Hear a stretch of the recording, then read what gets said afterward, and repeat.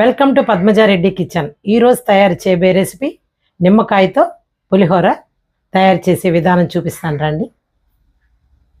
పులిహోర కోసం ముందుగా మనం ఒక 250 గ్రామ్స్ రైస్ తీసుకున్నామండి. అంటే ఒక పావు కేజీ రైస్ తీసుకొని ఇలా అన్నం వండేసుకొని కొంచెం పొడి పొడిగా ఉండేటట్టు చూసుకోవాలండి. ఈ అన్నాన్ని అలా వండి పక్కన పెట్టుకున్నాం, కొంచెం చల్లార్చుకోవాలా. ఇప్పుడు ఈ పులిహోర కోసం నిమ్మకాయలండి, ఇది నిమ్మకాయ పులిహోర కదా, అందుకోసం నిమ్మకాయలు ఒక 4 నిమ్మకాయలు రసం తీసి గింజలు పక్కన పెట్టి విత్తనాలు పక్కన పెట్టేసి పక్కన పెట్టుకోవాలి. ఇప్పుడు దీనికోసం పోపు అండి. ముందుగా బాండలు పెట్టి అందులో 3 స్పూన్ల ఆయిల్ వేసుకోవాలండి. ఈ 3 స్పూన్ల ఆయిల్లో 1 స్పూన్ ఆయిల్ సపరేట్గా ఒక గిన్నెలో వేసి పెట్టుకోవాలా.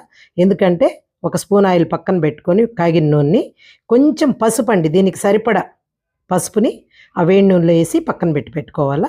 ఇప్పుడు ఆ 2 స్పూన్ల ఆయిల్ ఉంది కదండి బాండర్లో, అందులో ఒక 2 ఎండుమిర్చి, ఆవాలు, పచ్చెనగపప్పు, మినప్పప్పు, వేరుశనగపప్పు మొత్తం వేయించుకోవాలండి. ఇలా కొంచెం దోరగా వచ్చేటట్టు మనం వేయించేసుకోవాలా. ఈ వేగిన తర్వాత ఇప్పుడు మనం కరివేపాకు వేసుకున్నాం కదా, స్టవ్ ఆఫ్ చేసేసుకుంటాము. వేగినాయి కదా, స్టవ్ ఆఫ్ చేసేసిన తర్వాత ఈ పిండి పెట్టుకున్నాం కదండి, నిమ్మరసం తీసి పెట్టుకున్నాం కదా, ఆ నిమ్మరసాన్ని ఇందులో వేసేయాలండి. అప్పుడు ఆ వేడి మీద అది సరిపోద్ది, మనకి తీసి పక్కన పెట్టుకోవాలి. ఎందుకంటే దీన్ని నిమ్మరసం చల్లారాలండి, బాగా చల్లారిన తర్వాతే మనం రైస్లో కలుపుకోవాలా. అందుకోసం పక్కన పెడదాము.